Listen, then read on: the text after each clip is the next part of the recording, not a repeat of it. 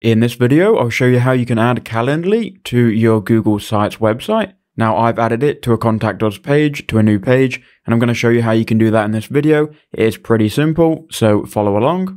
Now, like I said, you probably need to add this to a new page. So once you're inside Google Sites, obviously open up your website.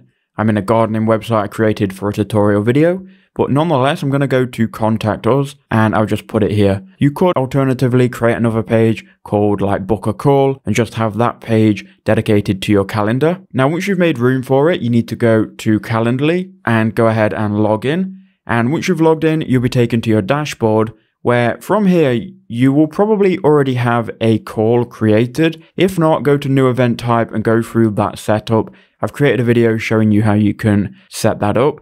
But once you've got your call created, go ahead and click copy link, then go back to your Google site. Now, once you're here, find the place you want to add it, then go ahead and click insert, go and click embed, and then embed by URL and paste in the URL of your Calendly calendar.